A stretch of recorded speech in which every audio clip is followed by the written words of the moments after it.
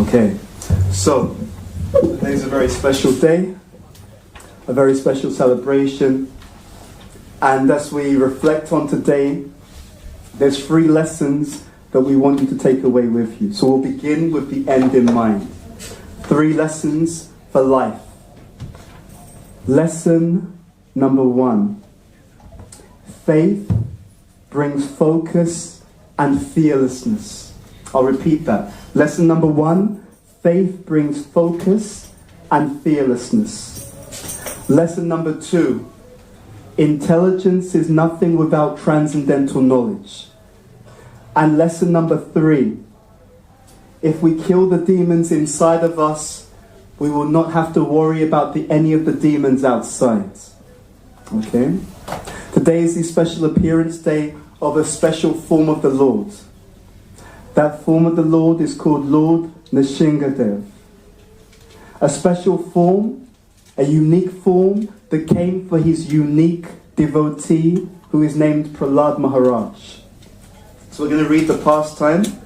We'll begin by saying a particular verse from the Srimad Bhagavatam, and then having done that we will try to elaborate on the pastime and most importantly the lessons that we can learn from this pastime.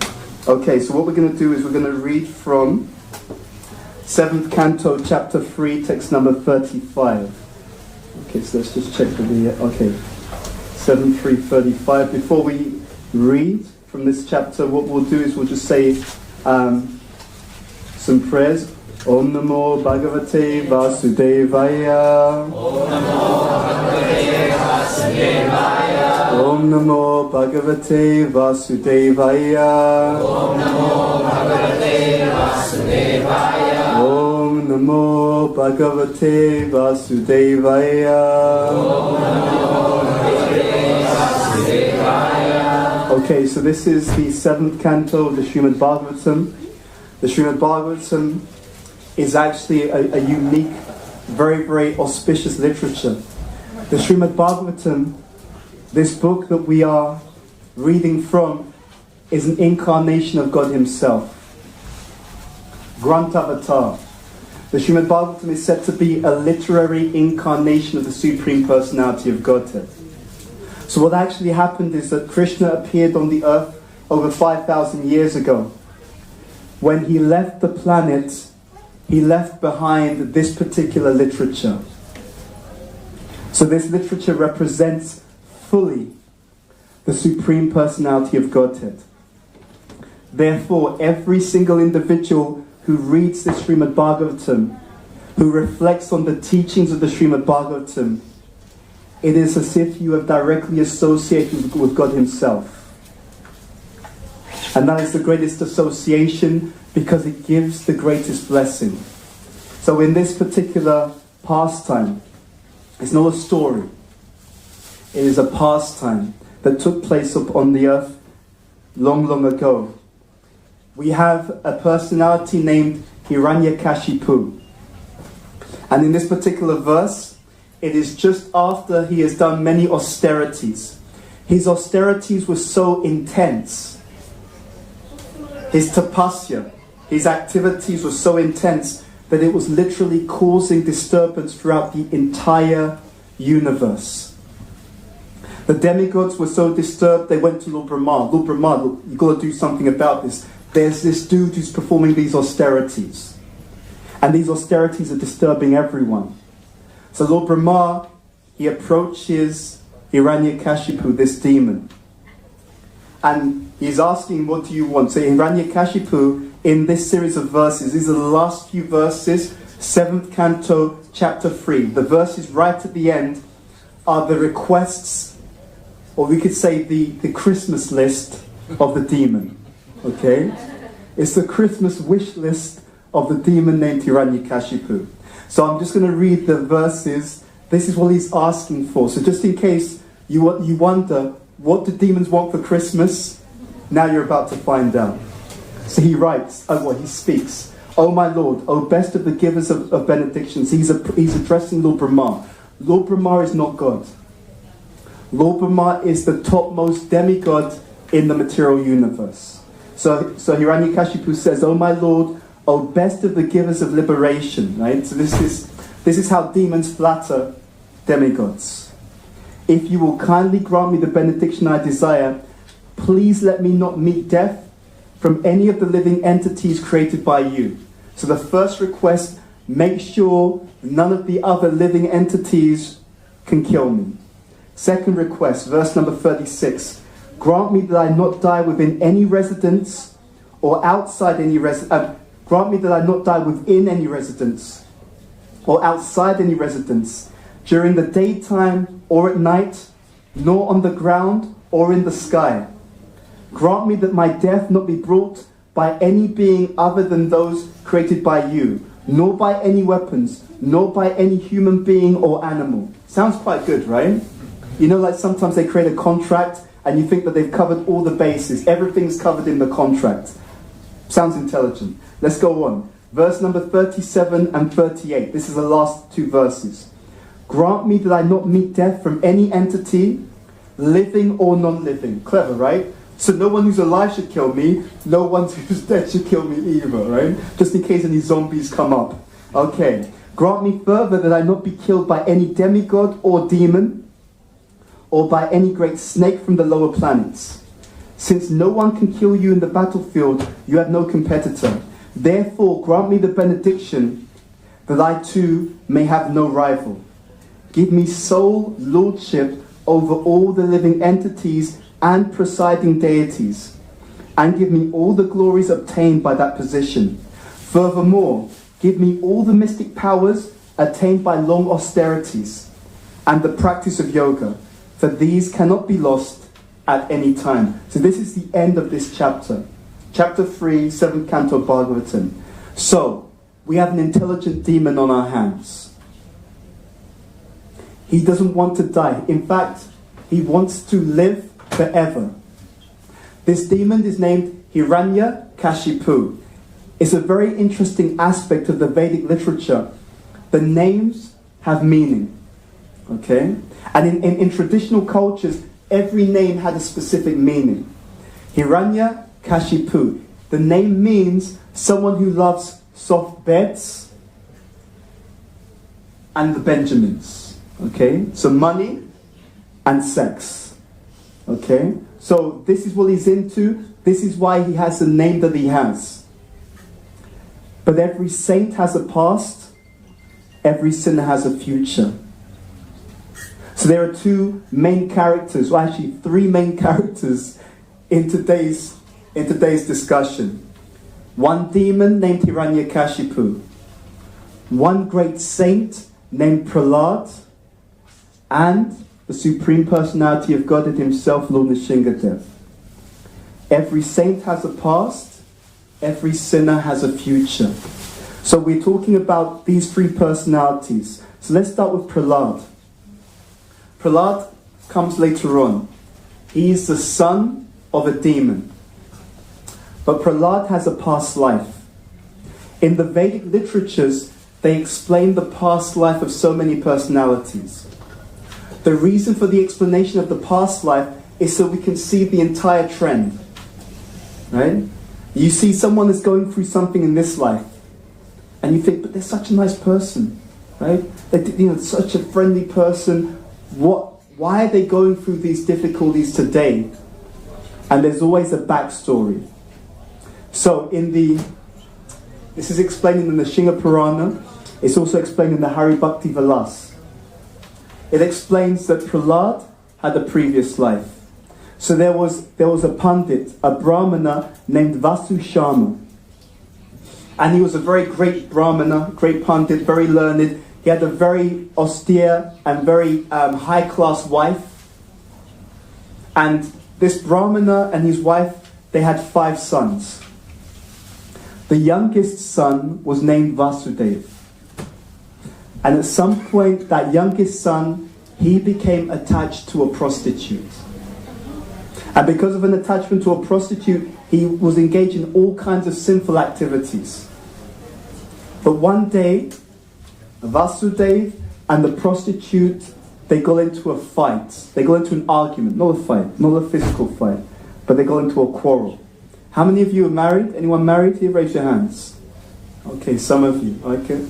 Anyone, I'm not going to ask you to keep your hands up. Anyone married who's ever had an argument with the other half?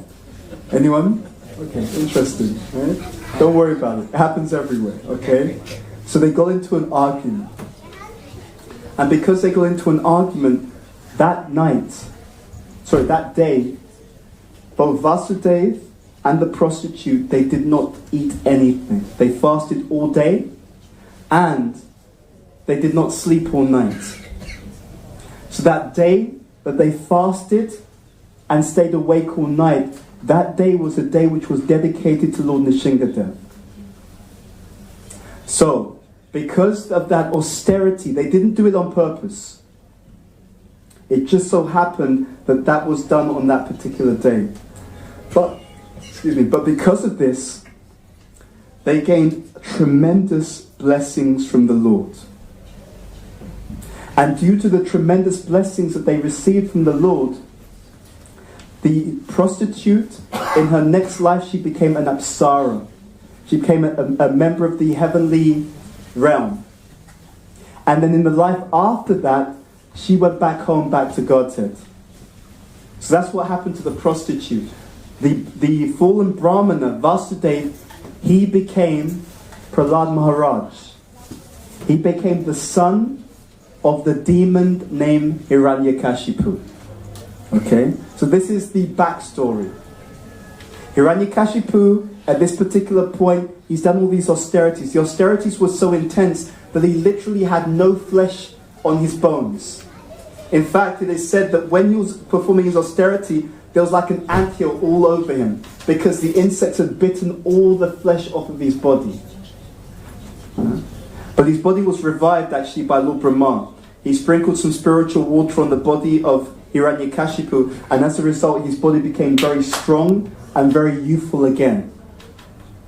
So now, when you have a demon who has a strong body, that together, that means you have facility and you have desire. He wanted to engage in more sense gratification. There's also another part to this story, and that is Hiranyakashipu had a brother. His brother's name was what? Hiranyaksha. And his brother had previously been killed by a particular personality. Who had his brother been killed by? Varahadev. So Hiranyakashipu was not happy. Right? So his brother had been previously killed by Varahadev, so he knew the Supreme Personality of Godhead has killed a member of my family. So sometimes you see these movies, right? The mafia, right? So you've got this kind of mafia family. So, you kill one of us, everyone's going to come and hunt you down. It's that kind of mood, okay? So Hiranyakashipu wants to kill Vishnu, right? You take out one of my family members, I'm going to take you out. Okay, it's like that, just minus the kind of Italian accents, etc., etc. Okay, so that's something that's going on. But even then, we talked about the backstory, the past life of Prahlad. Hiranyakashipu also has a past life. So in the spiritual world, in Vaikuntha, there are two gatekeepers who are standing at the gates of the spiritual world. Their names are Jai and Vijay. And they would not allow 4 young boys. There were 4 young boys, great saints actually, called the 4 Kumaras. And they had approached the gates of the spiritual world in order to have the darshan of the Lord. But they were stopped by the gatekeepers. Actually, the gatekeepers were inspired ultimately by the arrangement of Krishna, the arrangement of the Supreme Personality of Godhead. Krishna, or rather in this case Narayan, Vishnu, he sometimes likes to have a fight. Right? He sometimes likes to get into a bit of a tussle, just have something, a little bit of an exchange. But he can't do that in the spiritual world. In Vaikuntha that doesn't happen. So he wanted some of his associates to be in a position where they could give him a bit of a run for his money, as they say, right? A bit of a conflict, a competition.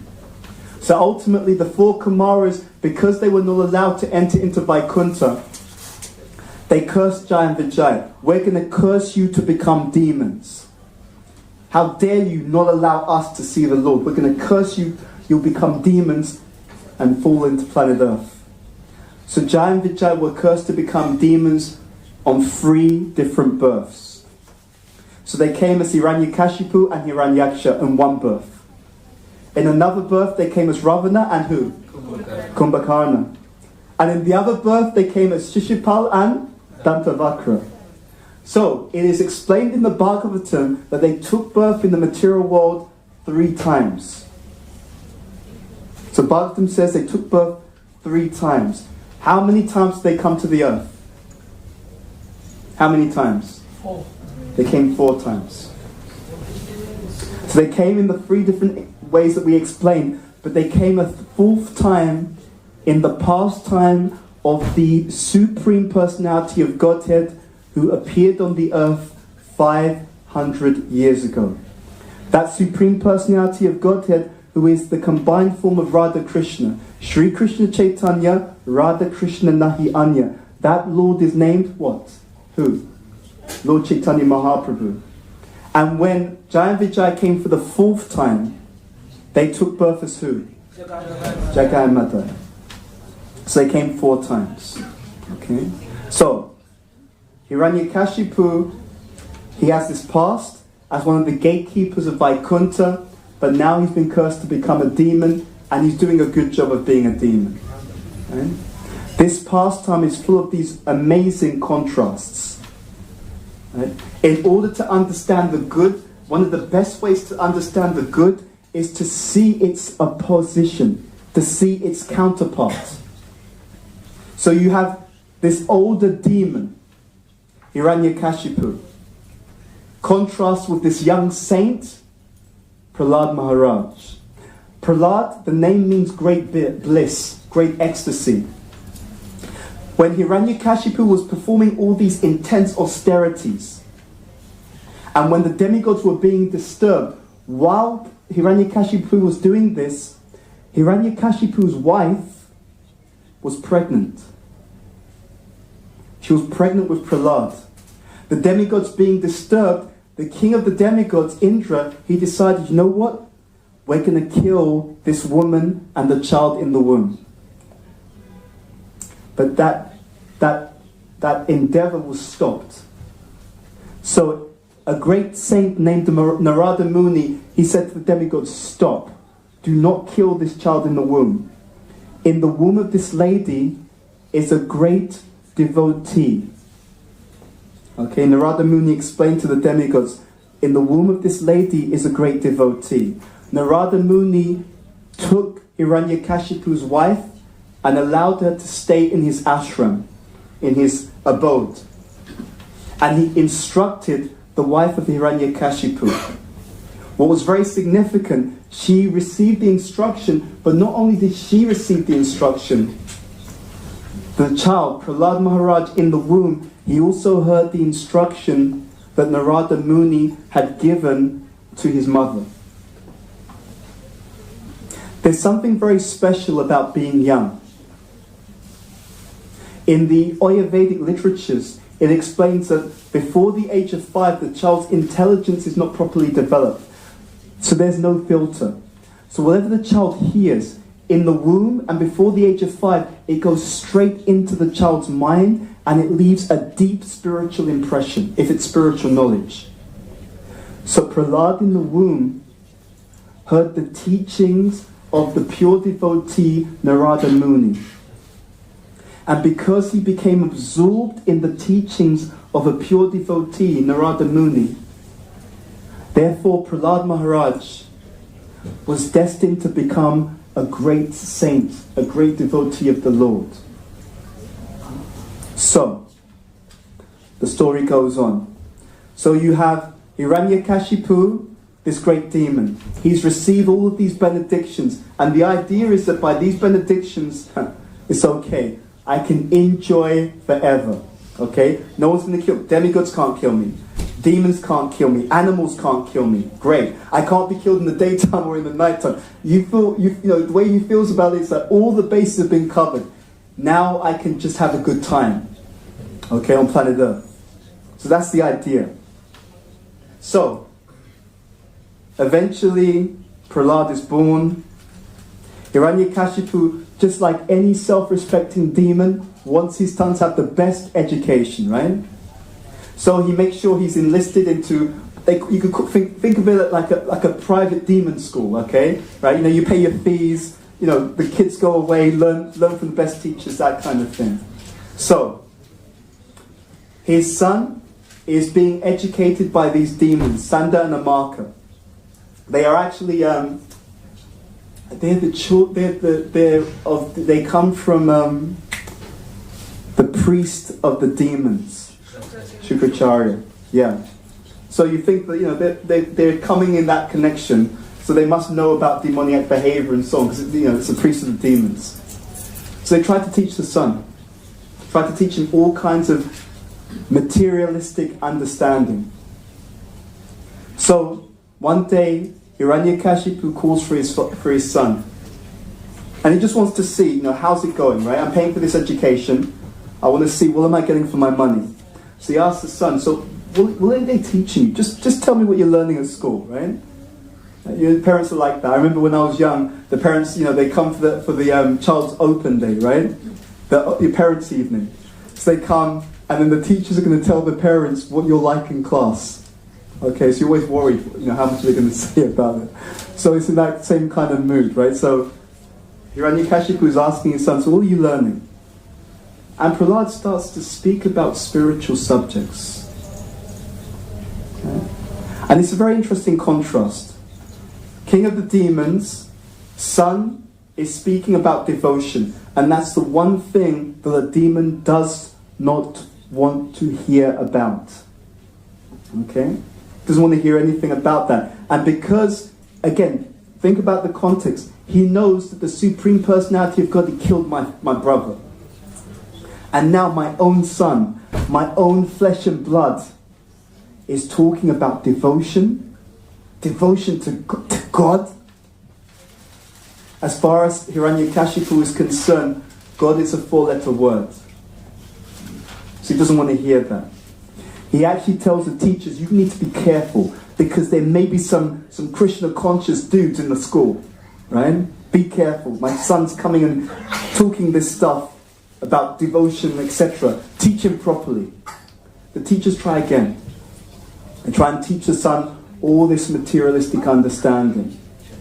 So at a later time, Hiranyakashipu is speaking to his son again. You know, son, what are you learning? Okay? What are they teaching you at school? Hoping for a better report this time. His son is talking again about devotion. Not only devotion, this is important. Hiranyakashipu is speaking to his father about pure devotional service. Anya bilasita shunyam, gyanakarmadhanavritam, anukulyena krishnanu, shilanam bhakti uttama. But this devotional service should be unmotivated, uninterrupted. It is an activity done favorably for the pleasure of the Supreme Personality of Godhead, Radha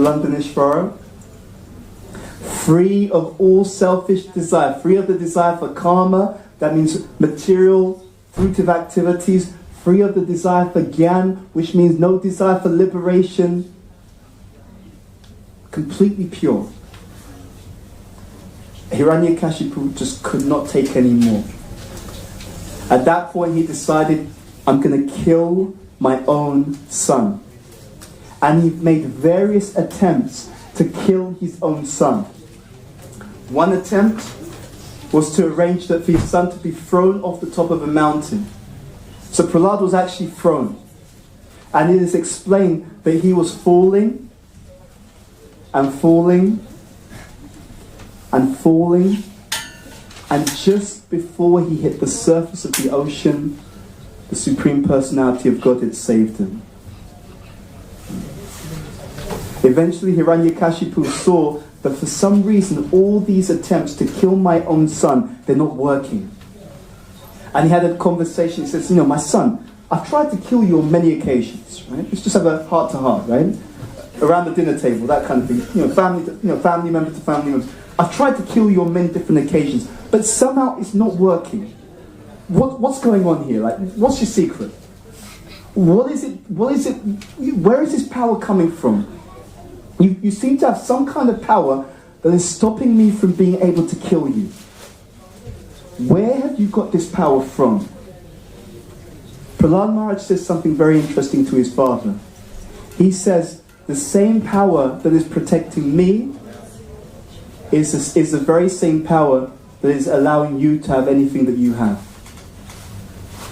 In other words, Aham Savasya Prabhavo Mata Savam Pravartate Iti Matva Bhajante Mam Bhuta Bhavana. Everything is coming from one source. Krishna explains in the Bhagavad Gita that he is the source of all spiritual and all material worlds. Everything emanates from him. He goes on to say that the wise who understand this, he said, they will engage in my devotional service. Now there's a logic to this. Think about this point. If everything that you have, if everything that you want, if everything that you need, if it's coming from Krishna,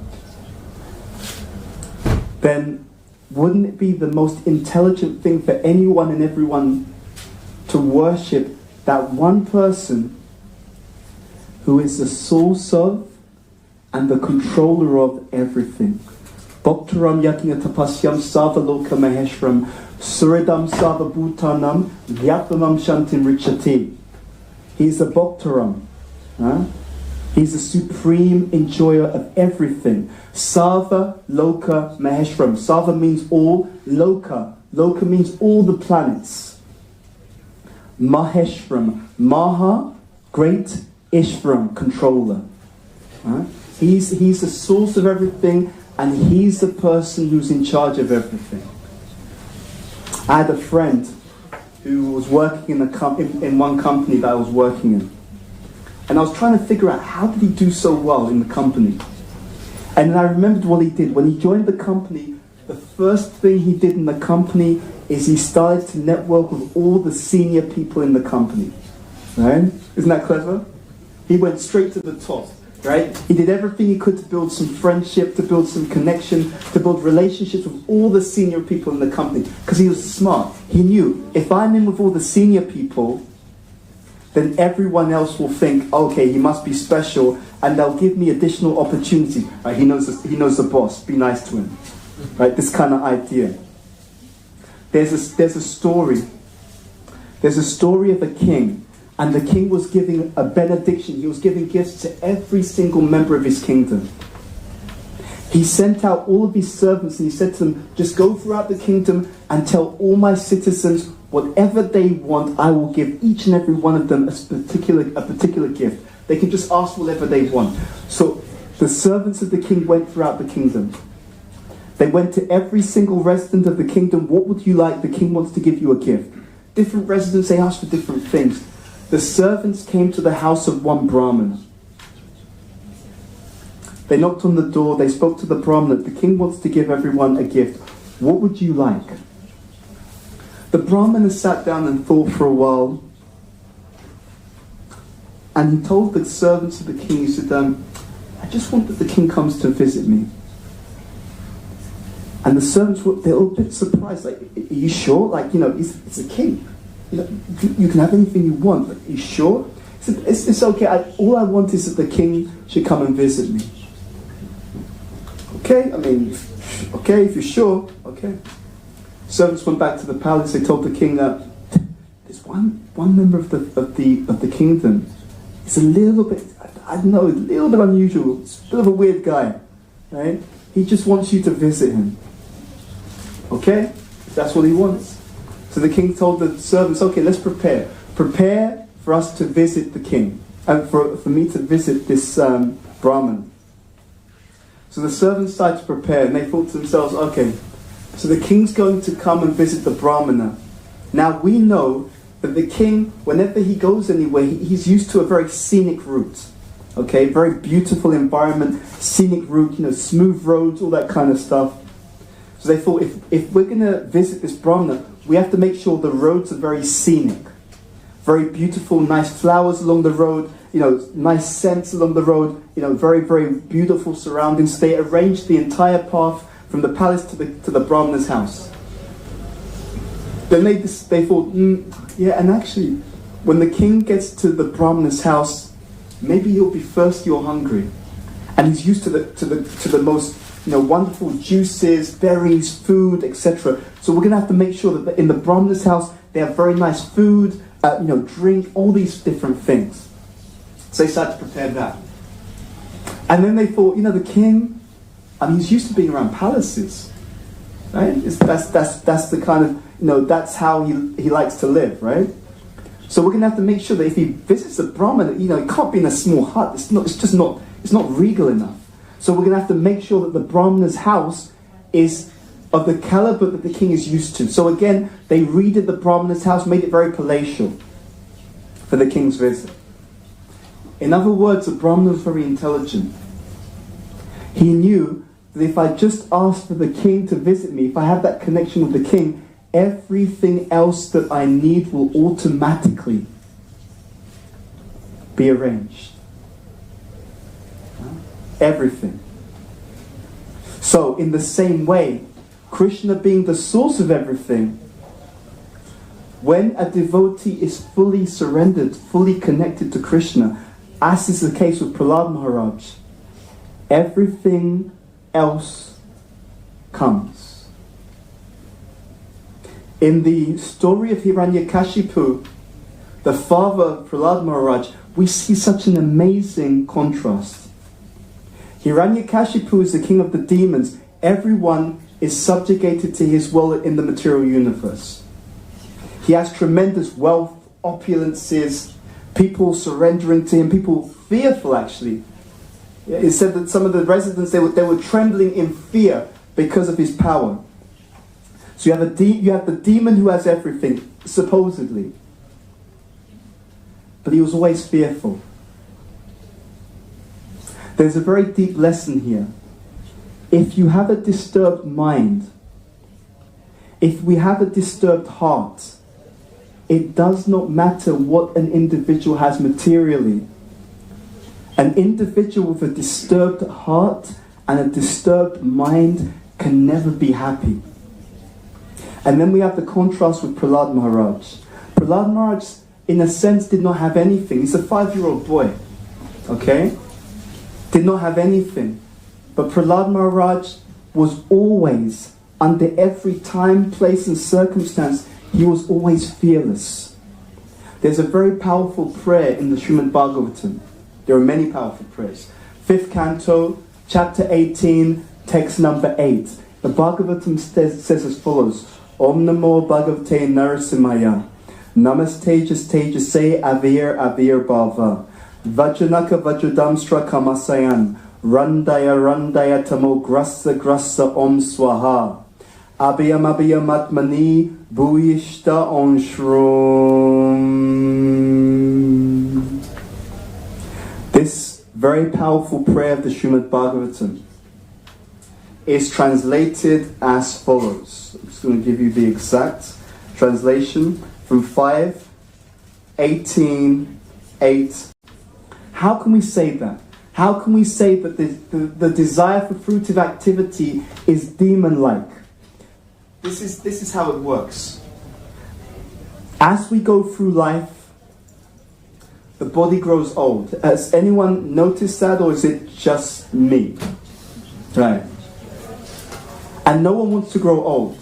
How do you know that no one wants to grow old? I was in an airport. I was coming back from America, and I was at the airport, and it was incredible. There was these big screens, and there was an interview, and the interview was there was a male and a female who had undergone plastic surgery, okay, and the plastic surgery was so intense that if you looked at them, you would think that they were actually some kind of doll, right? Because the cheeks were huge, right? The eyes, everything looked completely unnatural, really unnatural. The lips were big, everything was just really unnatural, and it was like, whoa. But I could understand that behind it all, there was a fear of what? Jama Mrityu Jara Vyadi, Dukkha Doshana Darshanam, a fear of birth, old age, disease, and death. No one wants to grow old. And that is why one of the biggest industries in the world right now is the plastic surgery industry. Because plastic surgery means I do not want to grow old. The health and wellness industry, huge. Why? Because I do not want to suffer disease. So many different things. So, this idea is there that there is a demon-like desire. The desire for happiness is good. In fact, the desire for happiness is natural. Ananda Maya Vyasat. We're all pleasure-seeking by nature. The difficulty is we do not know where the real pleasure lies. So there's a difference between material happiness and spiritual ecstasy. There's a big difference between material happiness and spiritual ecstasy. The teachings of Krishna consciousness is a compassionate invitation to spiritual ecstasy. Everyone in the material world, as long as we're attached to material desires, then we're always attached to losing our material facility. Does that make sense? If your happiness is based upon what you have, then what happens when you lose it? There was a study. They did some research. They were looking at the children of millionaires. Okay? And in the research, they were trying to find out how they live, how they feel, and it was difficult. The children said, life is just so difficult. I mean, it's just really hard. I mean, daddy's worth 300 million, right? But my next door neighbor, my friends, their dad is worth 3 billion. I mean, I can't even show my face in public. It's just difficult. Can you imagine how I feel? Like that. I go out, I'm just worried that people are just looking down on me. They think, oh yeah, that dude, his dad's only worth 300 million. Like, don't hang out with him. Stay away. Low class. This kind of idea. And it's very interesting because that's the nature of the material world. Everything is relative. Even Hiranyakashipu, he's asking all these boons of Brahma. Lord Brahma's like, dude, even I don't live forever. Okay? Now we may consider that Lord Brahma's life is a huge span. It's a huge lifespan when we compare it to our own life. But in fact, there's a Lord Brahma in every universe. There's a Lord Brahma in every universe. And some Lord Brahmas have more heads. Some Lord Brahmas, they're in the bigger universes. Right? So the whole material situation is relative. I was speaking to a friend of mine. They said something very interesting to me. They said, you know what? As far as it goes materially, they said, this is as good as it gets. Prahlad Maharaj will go on to give some teaching to his father. He says, my dear father, O best of the demons. Right? Oh, no, you want to show respect to the demons, right? You don't want to be rude, right? So, O best of the demons. The materialists are just simply chewing the chewed. That means the same thing that we do today.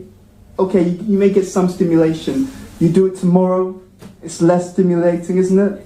Right? You do it like a year later. You do it for 5 years, 10 years. It's less interesting, isn't it? Right? You see the movie once. Oh, it was interesting, right? Oh wow, how does it end?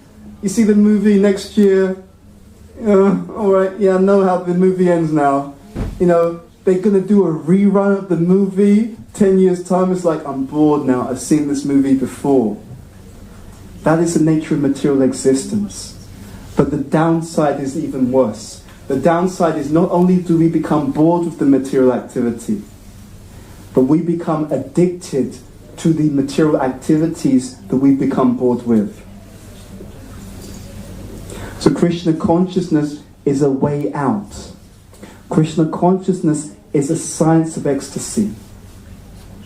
And it really is like that. With Krishna consciousness, as one Prabhupada disciple said very nicely, in Krishna consciousness, the only thing that you have to give up is suffering. Yeah, like that. The only thing you have to give up is suffering. Hiranyakashipu has been told by his son Prahlad, I'm getting my power from the same place that you're getting your power, and that is the Supreme Personality of Godhead. Now Hiranyakashipu, okay, is your God? You see in this pillar. And Prahlad Maharaj, my Lord is everywhere, including in this pillar. Hiranyakashipu smashes the pillar. And then Lord Nrisimha appears. Lord Nrisimha appears, he actually grabs Hiranyakashipu, he puts him on his lap, and he absolutely tears him apart. He kills the demon. Okay? So today, you could say this, you could celebrate today in two ways. You could say it is the appearance day of Lord Nrisimha, or you could say it's the disappearance day of Hiranyakashipu. Either way you want to celebrate, it's all good. Okay? So the demon has been killed. Now get this, when Lord Nrisimha kills Hiranyakashipu, he does not become calm straight away. He's still angry. Why is he still angry? Right? The demon's been killed. Prahlad has been saved. Why would he still be angry? Very interesting. The demigods are seeing that Lord Nrisimha is still angry. We can't approach him, he's angry. The demigods tell his wife. Sometimes it's like that, right? You know, when the guy's a bit upset, you know, he's got a good relationship with his wife, you know, can you talk to your husband for me, please? And just tell him to calm down, it's okay. So the demigods ask Lakshmi Devi, you go and talk to your husband, like he's really upset, please calm him down. Lakshmi Devi says, dude, even I can't say anything to him when he's in this mood, right? I think the women know what I'm talking about, right? Okay, it's just like that. We can't say anything. He's just too upset. Eventually, the person who will pacify him is Prahlad Maharaj. When Prahlad Maharaj approaches, the Lord is pacified. Why is he so upset? He's upset with the demigods because when his dear devotee Prahlad was being attacked in so many ways, the demigods did not do anything. That's why Lord Nrisimha is angry. How could you let my devotee go through all these situations? You did nothing. Huh? So, every saint has a past, every sinner has a future. We hear about the past of Prahlad Maharaj, but we see the glorious future. Intelligence is nothing without transcendental knowledge. Hiranyakashipu is intelligent. I don't want to be killed like this, I don't want to be killed like that, I don't want to be killed like this, and make sure that this person can't kill me, that person can't kill me. He thinks he's covered all the bases, but still, Hiranyakashipu was killed by the Lord. He's not a man, he's not a creature, half man, half lion. Doesn't kill him in the daytime, doesn't kill him in the night, twilight. Doesn't kill him inside, doesn't kill him outside. He's killed at the entrance. So many ways that he allows all the boons given by Brahma to remain, and still he kills the demon Hiranyakashipu.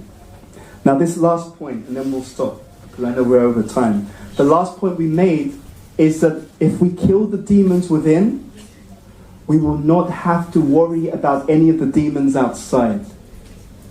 Prahlad Maharaj, if you think about this pastime, Prahlad Maharaj, various attempts on his life.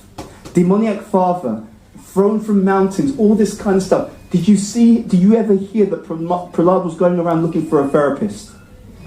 Anyone? Like, did you hear about, depression, anxiety, maybe an app, for some meditation, to just calm down the nervous system, anything like that? No, completely serene. Even all these attempts are made on his life, he's as cool as I say, cool as a cucumber. Okay? But why?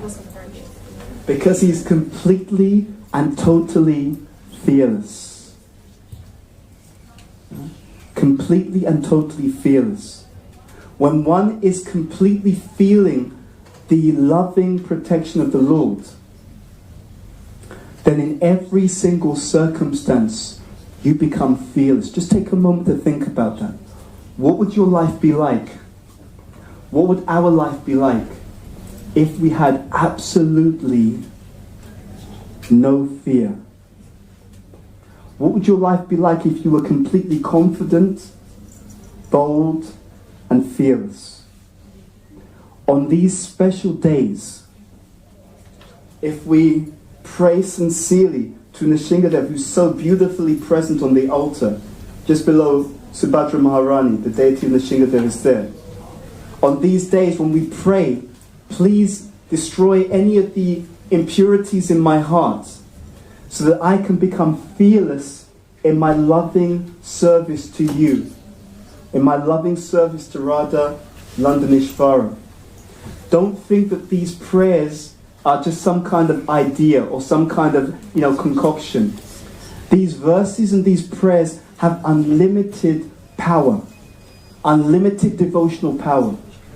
And the more that we do these prayers, the more that we especially pray to the Lord, the best prayer, the Hare Krishna mantra, Hare Krishna, Krishna Krishna, Hare Hare, Hare Rama, Rama Rama, Hare Hare. The more that we pray like this from the heart, the more that the medicine acts on the heart. Believe it or not, you will one day wake up and you will one day find that you are 108% fearless, confident and bold in the service of the Supreme Personality of Godhead. I repeat, by engaging in this loving devotional service, by chanting the holy names of Krishna, by hearing the pastimes of Krishna and his incarnations, anyone who does this sincerely, you will find a transformation will take place within your heart, a transformation will take place within your life, and gradually you will wake up one day and find yourself to be completely and totally bold, confident, strong, and infinitely fearless. Just imagine what such a life would be like. More than this, the name Prahlad means great bliss. You will find yourself in a state of ecstasy all the time. We are pleasure seeking by nature, and Krishna consciousness is where the pleasure can be experienced unlimitedly. Thank you very much. Sri Nrisimha Bhagavan ki jai. Prahlad Maharaj ki jai. Srila Prabhupada ki jai. Jani Tagore Premanandi Hari Hari Bol. Bhuta Bhavana Prabhu ki jai. Srila Prabhupada ki jai. Do we have time for questions or do we need to... Yeah, there's time? Okay. So, on this very auspicious day of Lord Nrisimha's appearance, any questions, comments? Yes? Hare Krishna. Why did these demons do 3 or 4 times? I mean, why did they took about 4th time? They only had to take 3 times. Sure. So what happened was, when Jai and Vijay returned to the spiritual world, they heard that Lord Chaitanya was the Lord in his most merciful incarnation, named Lord Chaitanya Mahaprabhu, was engaging in his pastimes in the material world. And so, to facilitate ultimately Lord Chaitanya's pastimes, they took birth a 4th time. And that 4th birth was these 2 very, very sinful personalities, Jagai and Madai. But on that birth as Jagai and Madai, they also received the mercy of the Lord. But they received the mercy of the Lord. It's actually a good question that you asked this question, because there's another parallel. When Jagai and Madai were on the planet, they were debauchees, they were rascals, they were sinful, they were criminal in their behavior. But ultimately they got the mercy of Lord Chaitanya's dear associates. They got the mercy of Lord Nityananda Prabhu, Haridas Thakur, etc. And there's a parallel, because at the end of the pastime of Lord Nrisimha, he killed Hiranyakashipu. But after killing Hiranyakashipu, Lord Nrisimha told Prahlad, "You're my dear devotee, I want you to ask for a boon. Ask for a gift. Whatever you want, I will do it." Prahlad Maharaj said, "What? Ask you for something?" He said, "You think I'm a business person, that I'm doing bhakti for business? That I'm gonna do some devotion and then get something material from you? I have no interest in taking something from you." Just think about that mood for a moment. It's such a deep mood of love. I have no interest in taking anything from you. I just came to give myself to you. I just came to serve you. I came to offer you my love. That is all that I came to do. I came to give without any desire to take anything. But Prahlad Maharaj says this, "But if you would like to, my demoniac father, you can deliver him." This is a mood of devotion. This is the mood of fearless compassion. This is a mood of a devotee. The devotee paraduka dukhi kripam buddhi. The devotee is so deeply peaceful and content within themselves, but they feel how other people are suffering. There's a very beautiful verse. Maybe I'll read it to you if it's in this particular section. It's the 7th canto, chapter 9, text number 43. It's such a really beautiful prayer because it really captures the mood of a pure devotee. And so this is what Prahlad Maharaj says. He said, "O best of the great personalities, I am not at all afraid of material existence. For wherever I stay, I am fully absorbed in thoughts of your glories and activities. My concern is only for the fools and rascals who are making elaborate plans for material happiness and maintaining their families, societies and countries. I am simply concerned with love for them." So this is the mood of a pure devotee.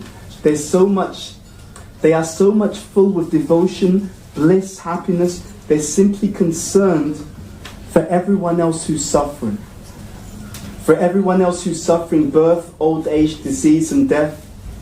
For everyone else who's suffering adi atmika, adi daivika, adi bautika klesha. Suffering from the difficulties with the mind and body. The difficulties with other people, right? The difficulties with the natural situation, whether it's one pandemic, whether it's a variant, whatever it is. Simply concerned. So our Srila Prabhupada, who's the founder, Acharya of the International Society for Krishna Consciousness, he was in so much ecstasy because of the love of Krishna that he had attained. And he came in the material world just to give that same blissful love of Godhead, that immortal love of Krishna to every single person so that they would no longer suffer birth, old age, disease, death, or taxes. Okay? None of those things. They say that Krishna consciousness is like the mafia. Once you join, you can never leave because you know too much. Okay? That's how it goes. That answers your question. Yeah? Okay, thank you for your question. Yes? Thank you so much for your wonderful enlightenment. I just wanted to ask, Prahlad Maharaj was thrown from the top of the mountain, he was put into snakes, he was tried to burn. So many efforts were made, to really kill him. Yes. Was Nrsimha delayed in coming for Prahlad Maharaj? Was he late? Yeah, that's a good question. So what happened was, the Acharya is right, that actually, when he was thrown from a mountain, Lord Nrisimha was present, he just watched. Because he wanted to see, what will my devotee do? Will he lose faith? We said at the beginning, faith leads to focus and fearlessness.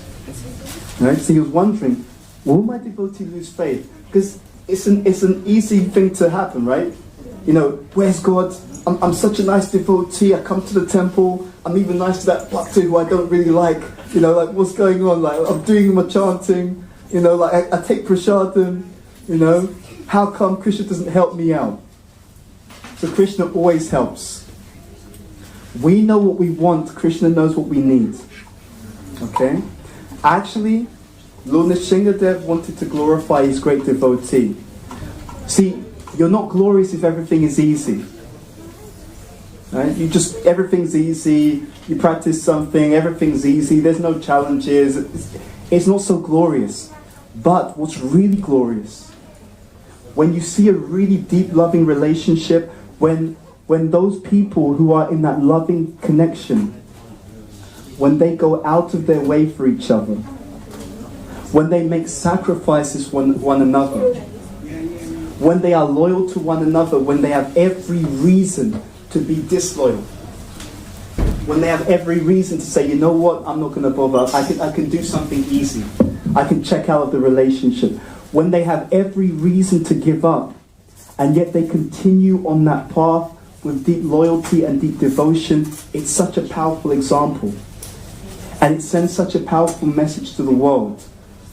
I was giving class earlier this morning, and I was explaining that actually the way that the world will understand that there is a God who loves them, The only way that they'll understand is through such pastimes. They will need to understand it by seeing that love embodied. Right? Not just love, to see that unconditional love. For it to be unconditional, they have to see that all the circumstances were such that you had every reason to say, I'm going to give up. Every reason to say, I'm going to stop practicing. Every reason to say, you know what, I've had enough. There's no reason for me to carry on, and yet you still carried on. So, we're glorifying Lord Nrisimha, and whenever we glorify Lord Nrisimha, immediately we remember Prahlad. And why is he so glorious? He's glorious by his unconditional love. He's glorious by his unmotivated love. He's glorious by his loyalty. And therefore, such pastimes and such intervention happens, but happens according to Lord Nrisimha's sweet will, and often at the last moment. Does that answer your question? Thank you for your question. Hare Krishna. Are there any other questions or comments? Can we pass the microphone over? And to the organisers, you can tell me when my time is up. Hello. Hey. First of all, thank you for your service. Thank you for coming. And yeah, so I can't pronounce his name, but the Demon King, what would his karmic predicament be now? Or is it that when God kills you, you get liberated? Absolutely. Yes, so you got liberated. Yeah, he got liberated. Yeah. Beautiful ending. Yeah, so Prahlad asked, I want my father to be liberated. When he asked that, Lord Nrisimha said, don't worry, he's already liberated. Yeah. Right? And of course, in the ultimate sense, he's one of the gatekeepers, so he was always destined to return. There's it's called Vira Ras, that the inspiration for Jai and Vijay to ultimately come to the material world is because the Lord wanted to have this ability to have a conflict with someone. So Vira Ras means chivalry, right? You want to have a bit of a fight, but you want someone who's going to give you a good run for your money, right?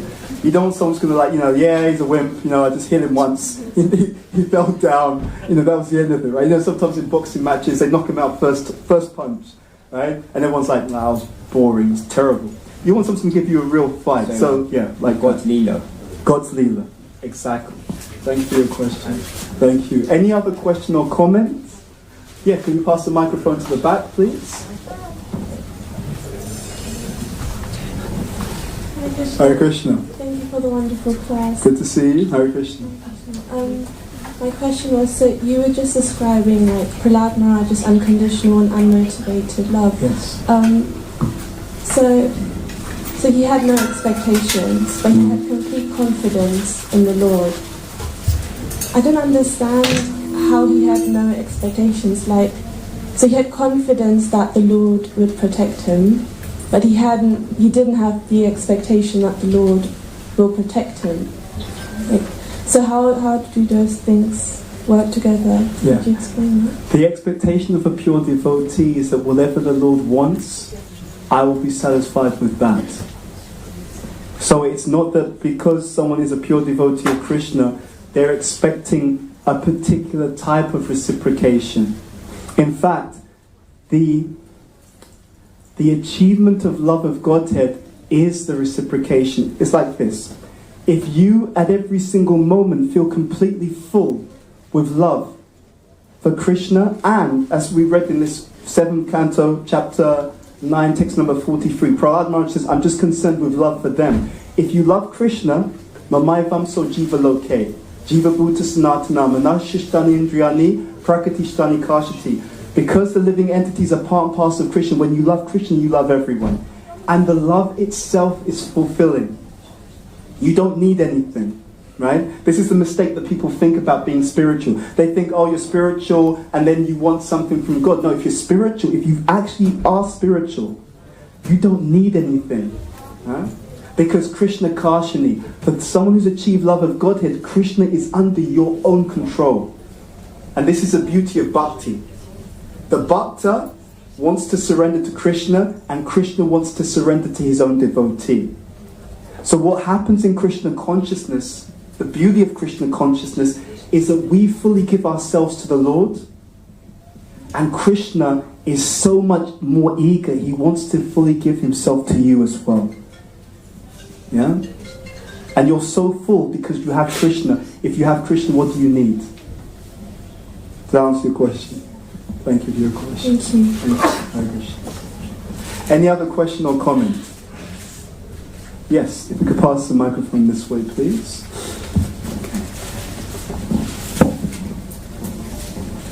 Hare Krishna, Prabhu.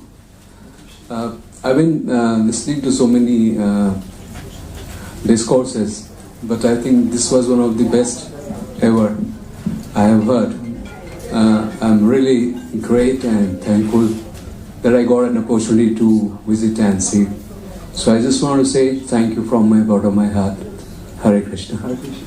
Anything that's good is the mercy of Srila Prabhupada. So if you haven't yet done so, I encourage you to read the Srimad Bhagavatam. Honestly, this Srimad Bhagavatam is a means of spiritual transformation. You see, we don't have to even make ourselves perfect. We just have to take the medicine as best as possible, and the medicine, which is non-different from the Supreme Personality of Godhead Himself, will perfect us. Yeah? So it's all the mercy of Srila Prabhupada and his devotees. Thank you very much. Hare Krishna. And yes, I think behind you there's...